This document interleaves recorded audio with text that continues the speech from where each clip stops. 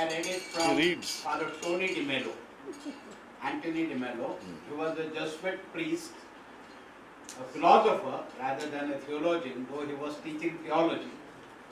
He died in a very suspicious, mysterious kind of condition.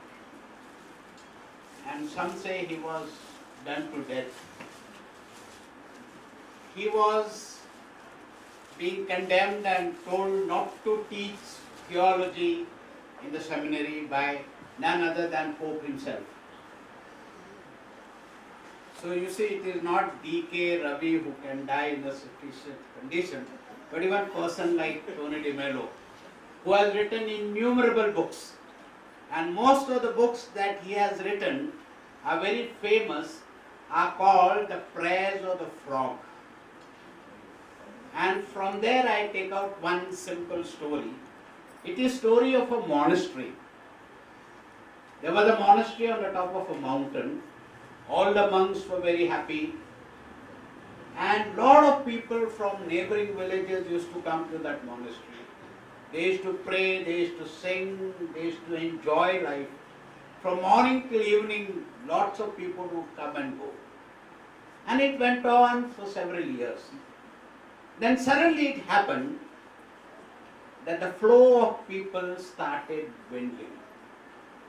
There were less and less people came to the monastery. So much so that even some of the monks were leaving and going out for another way of life. So the abbot of the monastery became very worried.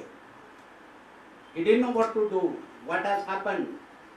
What has gone wrong? Then one of his companions told him, why don't you go to a Himalaya? There's a sadhu there, and many people say he gives a very wise advice. So he set off to that mountain, Himalayas, and he met the sadhu. Sadhu says, before you see me and before I talk to you, you must make sure that your size of your tummy is reduced. But more than your tummy, your head is big. So you do little bit of fasting. After the fasting, the Swamiji said, yeah, now you are fit to listen to me. Now tell me, what is your problem?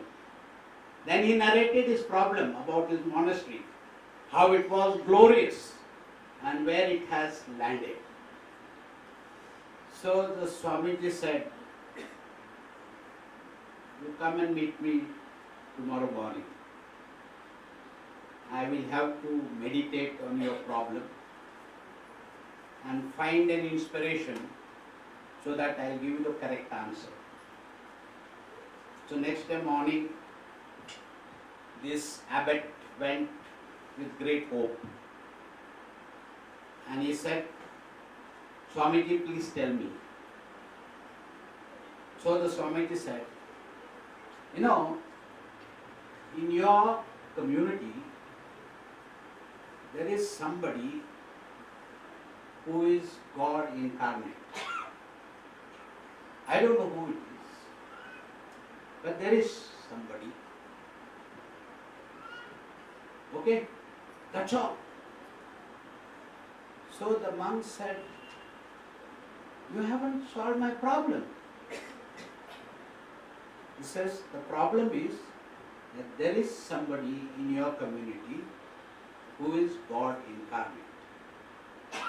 So Abbot was confused. He came back home and he called a meeting of his community members and said, this is what Swamiji told me. So everybody got scared. There is somebody who is God incarnate. Who could that be? The brother who attends the well, who is illiterate, could he be? Or the brother who does cooking? They didn't know. So they said, oh, let's be careful. Let's be respectful. And each one began to think that the God is in the other. And their approach to people began to change. And all those, whoever little number of people who used to come there, these people began to go out of their way to serve them, make them happy.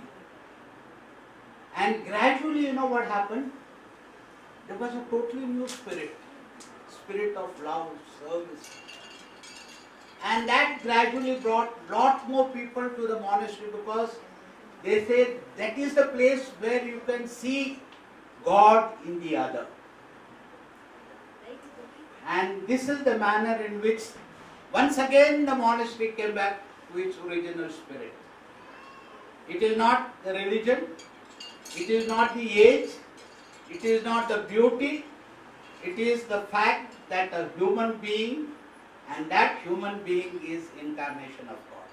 So you look for God not anywhere else, but in the person next to you. Thank you.